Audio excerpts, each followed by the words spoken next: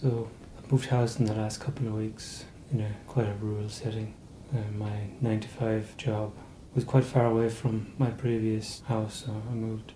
So this video I just want to briefly talk about an experience I had quite soon after I moved to this house actually.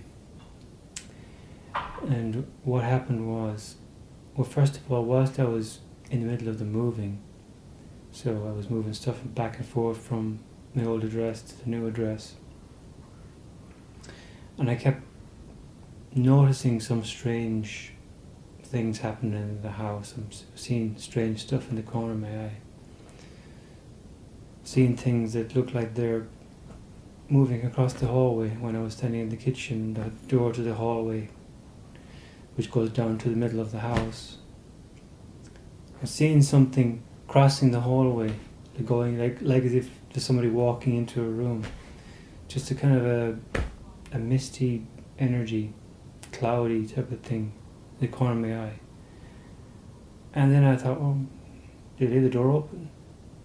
Is there a cat or something that's after coming in the house? Looked around, couldn't see anything. So I didn't think too much of it. This happened a couple of times. I've seen weird things in my peripheral vision, and starting to have some goosebumps and some strange sensations. But I was so busy with the moving stuff in and out of the house, and then I was going to work. Didn't pay attention to it very much until probably the first weekend that I really had time to relax a little bit after the house move, and I'd unpacked most of the stuff. So I was starting to, really try to get comfortable in the house. And I started to notice this a lot more then, and I noticed the visual stuff that I started to see became a lot more, and I walked from the kitchen at the back of the house into the back room, which would be probably the dining room, and I've kind of set it up as a lounge space. There was an energy in the center of that room. There's like energy moving, colours and light and stuff. I could see it in broad daylight on the weekend, probably on a Saturday. And I was like, oh, there's definitely a presence here. And I've experienced similar things in the past, but not to this extent. So I was like, there's definitely a presence in this house. So I tried to communicate with it. And I'm not sure if it was my imagination or if it was some form of clairvoyant communication or whatever you would call that. But I got the sense that it was possibly somebody who lived in the house before, so the energy of someone who lived there before. And I got her name come through, which I think was like Judy or something like that. It seemed like an elderly woman. I was a little bit unsure about what was actually going about. I thought I was going a little bit mad, but the feeling of presence and everything was just so strong that I just couldn't ignore it. And I thought maybe I could help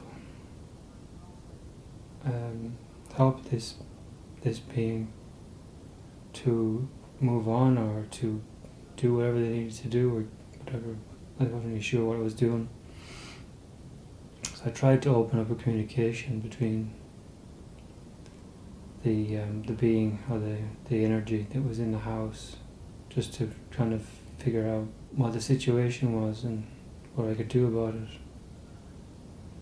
And I thought it was a friendly energy. I thought maybe they needed some help, and I got the impression that they kind of wanted to help me too in some way, to spiritually progress or something like that. I wasn't really sure, because I was getting all this internal dialogue when I was trying to communicate with what I thought was a spirit of someone who passed over.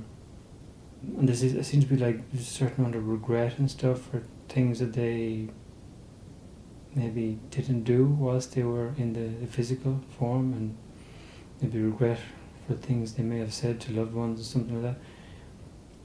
But I was a little bit skeptical about what was going on in my internal dialogue, because I wasn't sure if it was my imagination or if it was actually genuine contact with another entity, another being. And I kind of got tired, and I said, okay, it was great to communicate with you. I'm tired now, so I want to take a break from communication. So I left it at that. And I still felt the energy about the house, especially downstairs. Thankfully, not too much upstairs where I spent a lot of time. Then that weekend was finished, and I had to go back to work. And as soon as I came home on the Monday evening after work, the energy in the house was just really off. It was really uncomfortable being in the house, especially downstairs, but then it seemed like the energy was following me around the house, so there was no space that I could get away from it. It was just like energy on my back following me around, and it was just a pressure all around me. There was I felt like a swelling, in my head. My pineal gland was going crazy, or it's just like a pulsating, and I felt like I just felt wrong. I just felt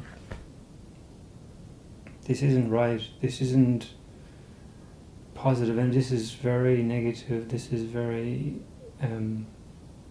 energy draining.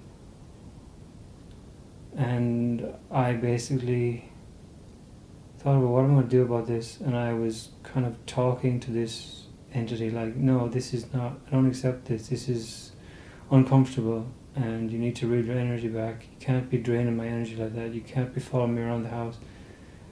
And it didn't really work.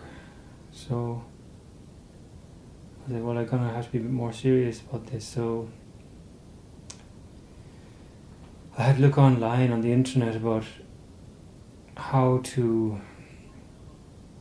determine what this is. When I had an idea, I thought, there's some sort of an energetic attachment to this house or some way. And I realized that I'd probably made a mistake by opening up communication with this entity, because I had the feeling initially that this entity wasn't aware that I was aware of its presence. And when it became aware that I was aware of its presence, when it realized that I noticed it, it got intrigued or got excited or interested in me, because I guess maybe a lot of these energies go unnoticed. So I guess it took a keen interest in me when I was paying it attention, because I guess if you're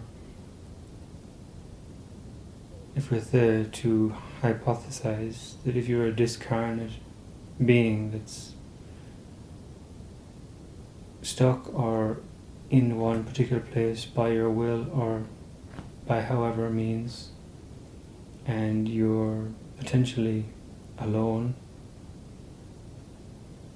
then somebody who notices you and starts to open up communication with you is going to be quite appealing, especially if you've spent a period of time in a strange place, maybe after passing over. You're going to potentially want to attach yourself to that individual to maintain the communication. And maybe there's a feel-good vibe. Maybe if the energies that this entity is not feeling particularly good on the other side, or wherever they are, what realm they're in, obviously closely connected to this one, they're going to feed off that good energy. If you're putting out energy that seems like you want to help them, or you're paying attention to them, maybe they want to, I don't know how it works really, but it turned out that it seemed like not a very good idea for me to open up communication with that entity and just leave it kind of open-ended at the end of that communication. So basically, I didn't state any ground rules once I made the communication initially, and that was probably the biggest mistake. is not knowing the rules of engagement, I guess. And I'm not sure if what the information I was picking up about this entity was actually the truth or not. It may have been a deception, it may have been just my own imagination, wishful thinking, I don't know. But it has given me, the experience was, it was quite an experience that I've never really had to that degree before in my life, and it's taught me about setting boundaries, even especially in the unseen realms, because in the unseen realms it's so easy to leave yourself wide open if you don't understand the energy dynamics and the contracts that you can make or allow other entities to make with you without you knowing, I guess. So I kind of pleaded with this entity to stop draining my energy, because I felt my energy being drained away. I felt my energy was going to a dark place. I did not feel comfortable in my house. This was supposed to be my space, my sanctuary, and it was far from that with this energy lurking around in this house. I felt watched continuously.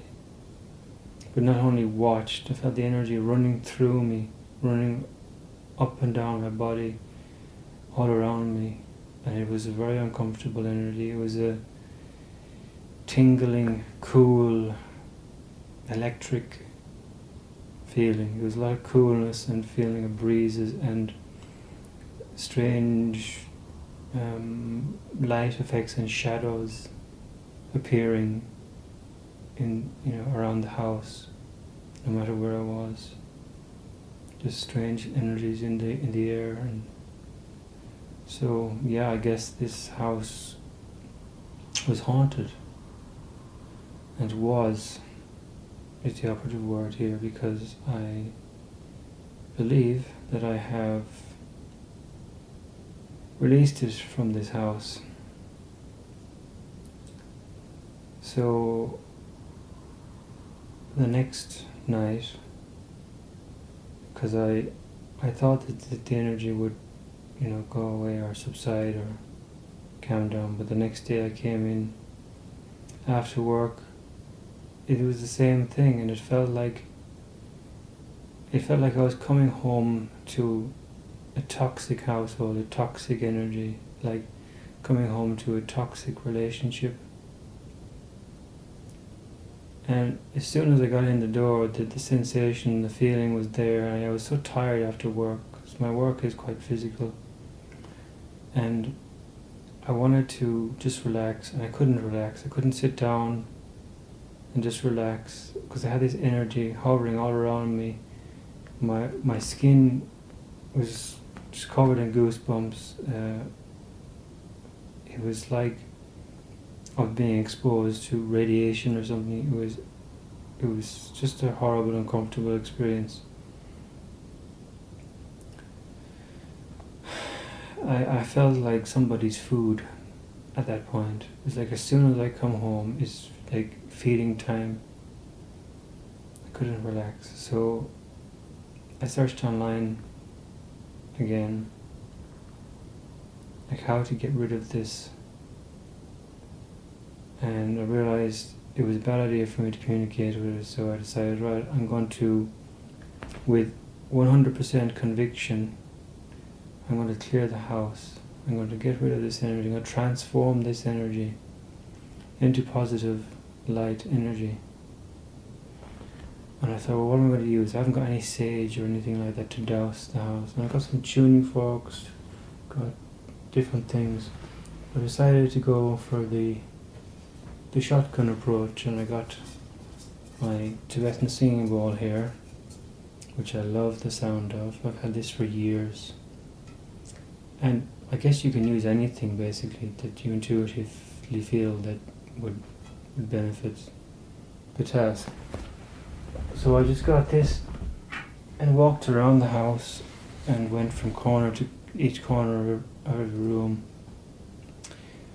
and just gently hitting the singing bowl because it was quite late at night and this is a semi, so I didn't want to upset the neighbours. So I just went around the house like that, stating that all negative energy will be transformed into positive light energy, and no negative energy can remain in this house. And I went around to every room and basically said that, and then I put in extra things like, if there are any spirits trapped here, look up into the light, see your loved ones, they're there waiting for you, go into the light. So, if there was an entity or entities stuck here that wanted help, then that was offered to them as well. And I added extra things in there that I intuitively thought might be helpful. And I went around the house about 3 times, and it felt like I was almost like chasing something around the house, because initially most of the energy was downstairs towards the back of the house and in the hallway.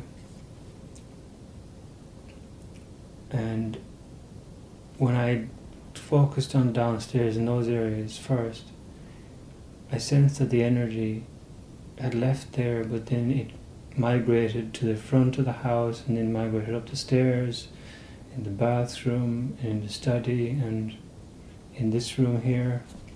So it was like I was chasing a scared cat around the house and I didn't know where to go.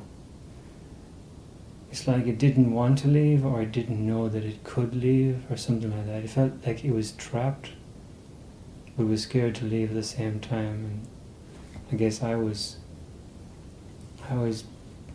putting it in a bit of a dilemma, because I was basically changing the whole dynamic of their habitat, I guess. But I got the sense that at one point that it was gone, and then I realized, well, it's late and I need to go to sleep. And I had the best night's sleep that night after that. But what I would recommend if anyone has a similar problem is that you need to have 100% conviction in what your intention is to do. If you want to cleanse a space, you have to have 0 doubt. You cannot have any doubt, because if you leave yourself, if you have any doubt, you leave yourself open, and the energy, the negative energy that you're trying to transmute or trying to remove has an out, and that out is your own doubt, your lack of confidence, lack of conviction. So I intuitively knew that I had to have that strength and fortitude and belief in my power. At one point I was in what I thought was a standoff with this entity, and I said, I'm more powerful than you. You will not stay here. You will either go into the light, or you will go to the darker realms. The choice is yours, but you will not stay here. And I told it, the light is there. You can go to the light and you will be cleansed. You will be healed. Your loved ones are waiting for you. You should go there. The choice is yours, but you will not stay here. So I said things like that whilst I was cleansing the space with the singing bowl and putting my energy through the singing bowl with my intention. And now I can tell you without a shadow of a doubt, this house is completely clear of all negative entities and all trapped spirits. It's like I'm in a completely different house now. And it's almost like my memory of what was going on a week ago. It's only a week gone by now. It was like it didn't happen. It just plucked out of reality. And some of you may think, well, did it really happen? Or was it just your imagination? It was not my imagination. If you have experienced this, you will be without any doubt of what something supernatural is happening. Something is not normal. It's not normal for this to happen. And in a way, I learned a lot from this experience, because it actually, one, it gave me an opportunity to realize how powerful I am, and how powerful that we all are when we stand in our truth, when we know ourselves to the extent of which we have control over our manifestive power and control over our self-belief. And to an entity that is trapped and feels like they have to survive by leeching on other entities' energies, then I am more powerful, because I don't need to do that. I don't need to survive to do that, because I know that I come from divine. I am, I am. Just as you are. Another I am. But it's in the knowing that, in the belief that you have the power of God, because we come from God, or Allah, or Krishna, or Christ, or whatever label on the highest spiritual consciousness that you want to, whatever label, it's up to you. But you come from that. You are not separate from the all that is, the creation, the creator, the creation. You're not separate from that when you realize that, but it comes to you in stages. There's the intellectual awareness to that, the intellectual awareness that we are, or even the awareness or the pondering upon that which is that we are creators, and we are the result of a creation, but we are also the creator. We are experiencing a greater self as in this illusion of little self, but really we are the greater self, the infinite self, and that can be easily kind of pondered upon from an intellectual standpoint, but then as you graduate through your own the stages of self-discovery, in increments you begin to find out that actually you, the observer within you, is that infinite all. But we kind of put ourselves in so many different layers of isness, or doingness, or beingness, or display. We forget that we are so infinite, because we're delving into finite experiences, or at least the perception of finitism, but it's not finite. Everything is infinite. It's always moving, changing, flowing. But it's all the divine, infinite oneness, the I amness, the isness. So when you have that power, or at least the spark of that knowledge within you, you already have a lot more power than the average individual that just focuses on the physical aspect of reality.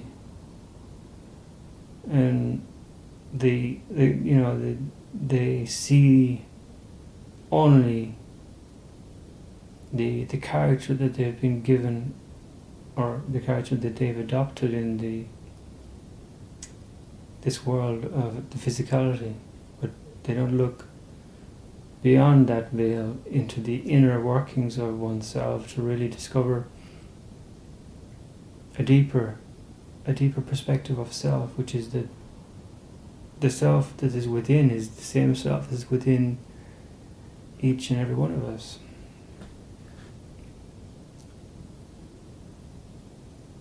So it's an important journey to go on. I would strongly recommend that you prioritize that path, and there's many ways to go about the path of self-discovery. And anyway, I am sure that most of you watching this, if not all of you watching this video, are well on your path of self-discovery, just as I am on my path of self-discovery. And I'm just a regular guy. You know, this character is nothing special. It's nothing particularly extraordinary about this guy, Anthony Jeremiah. Nothing particular, just that I am investing in discovering deeper understanding of what I am is, I guess.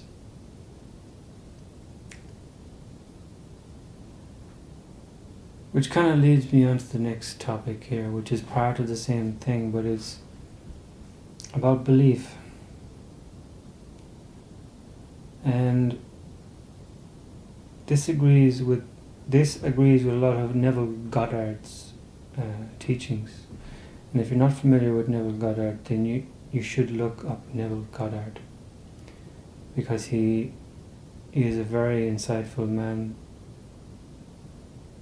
or he was a very insightful man that has done many lectures in the past that are still very, and always will be, very relevant.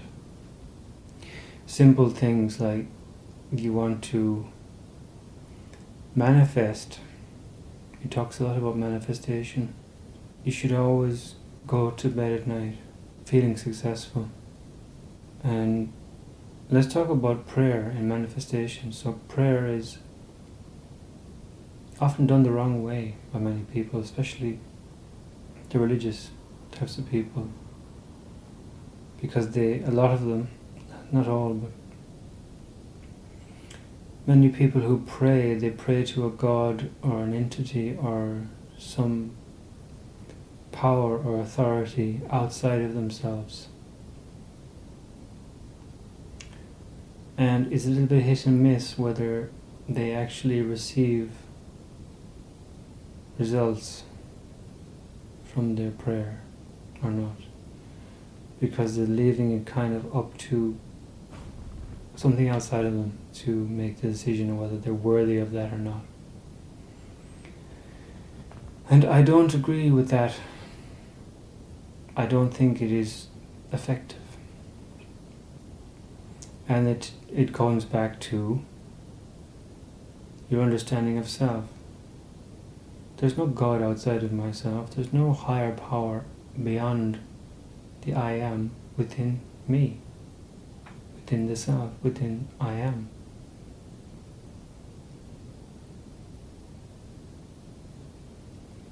So to make a proxy, or to put your focus on an entity outside of yourself, it doesn't seem to me like an effective way to manifest anything. When you realize that you have the power within you, because you are, in essence, a part of all that is, then you should pray properly. You should manifest properly.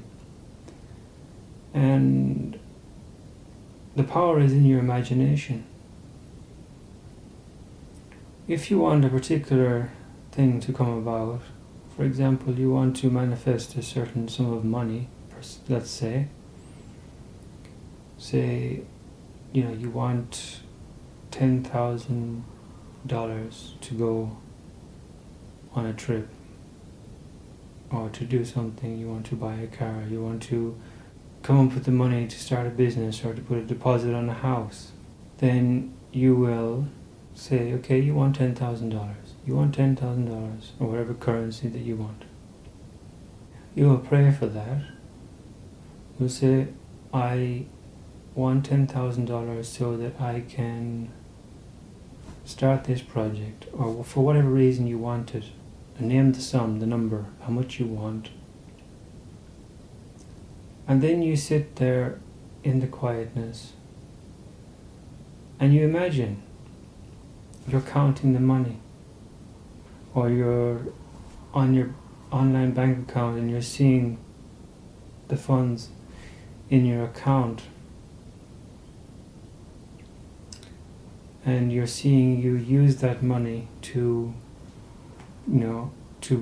do whatever it is that you want to do, or to purchase whatever it is you want to purchase. You're imagining that it's already come about.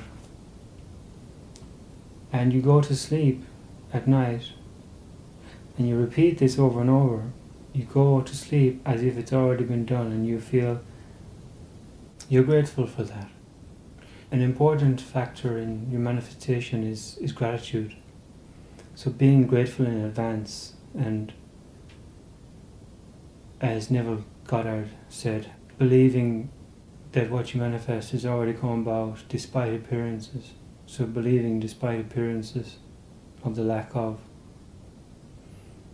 So you have to be stubborn enough to dismiss the notion that it hasn't already come about. You have to have the strength and fortitude in your belief system. So it takes practice and it takes repetition. Especially for those in the beginning, it's not likely that it'll happen on the first attempt, but you have to repeat it. It's like a muscle, it's like a workout, you have to build up to it. So you have got to put a lot more effort in the beginning.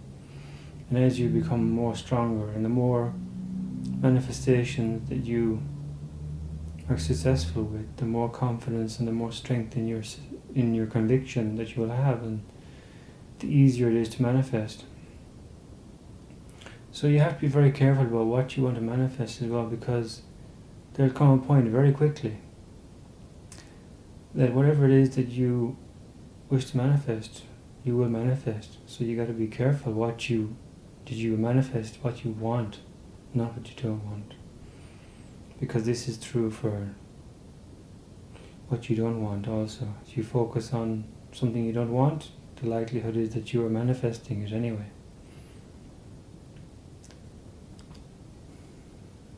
You're more powerful than you've given yourself credit for. And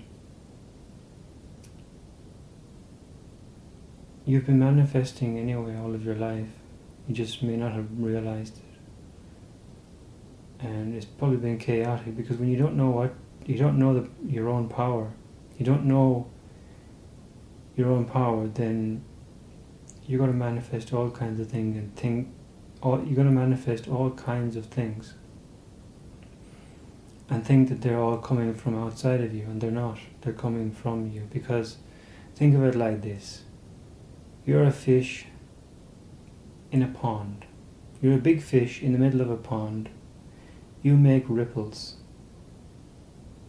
It affects all the other fish around you, because you're the biggest fish in your pond, because you are the center of your universe. So the energy that you put out, the splashes that you make, affect the other fishes around you, and they will give you feedback according to what the energy is that you put out. So that's how you manifest. It's like networking. And it depends on how good you are at networking. And what I mean by networking, I mean that the energy that you transmit will come back to you. I think the rule is about five times. So whatever energy you put out, you get back a 5 times return on that. And if you put out a lot of negative energy, then you're probably going to experience a lot of negative results. So you can only imagine what the negative energies you put out, like negative beliefs, negative patterns, negative habits, just negative mindsets, they will reinforce themselves by manifesting in your physical world. This isn't really a physical world. This is a multi-layered experience. There's layers to reality, and the physical world is only the surface. It's the crust of a much deeper, much more sophisticated system.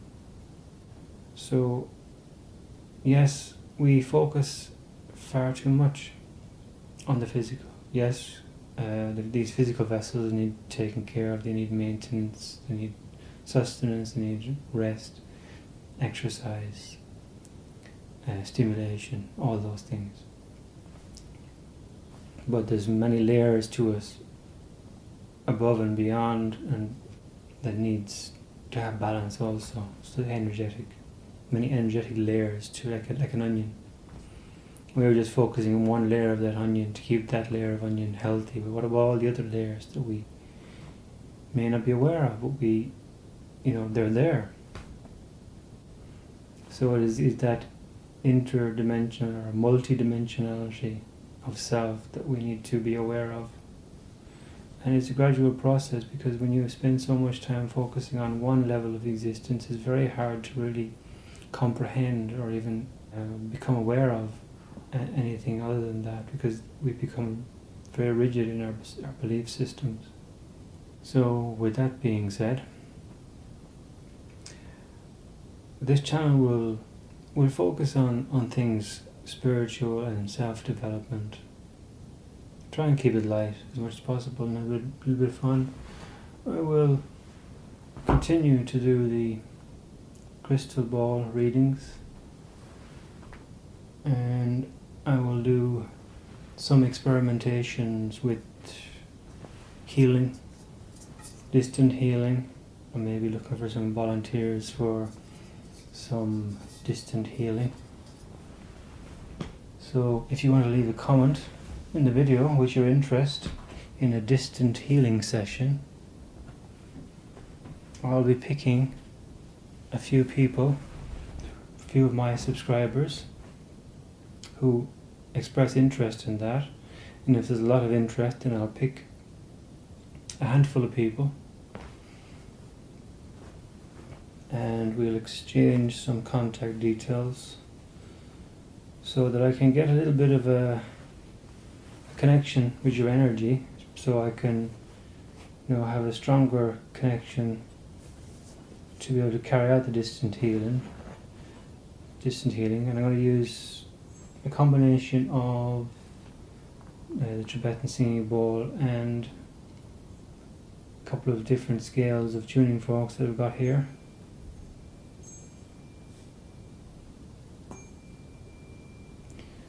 And yeah, it's kind of a field study that I want to do. I want to see how effective distant healing is. Now, I've done it on a couple of people already, so I'm quite confident that we're definitely going to have some results. I've been in a chakra tuning fork cleansing course last year. I'll probably expand upon that, so I'll probably go on some more courses, but I want to do some experimentations with distant healing, so I'll incorporate that into the channel as well. I'll carry on with the readings. I may even go into, because I have a couple of decks of different cards. We got some tarot. I mean, I'm not sure if I will commit to that yet or not, because I'm not 100% confident with my ability with the tarot cards. My intuitive sense is more feeling rather than the visual. Yes, I can pick up definitely intuitive messages through cards. I have experimented with the cards and I've done readings for some close friends and relatives, but I'm not that confident with the tarot cards. So yeah, maybe I can do general readings. So I hope you enjoyed this video, guys, and if you want to support the channel, then please hit the like and the subscribe and the little bell notification as well, and click all so you get notified of all my next uploads as well. It's free for you and it really helps the channel, and I really appreciate it. Thank you very much for watching this video to the end, and I'll see you on the next video. Okay guys.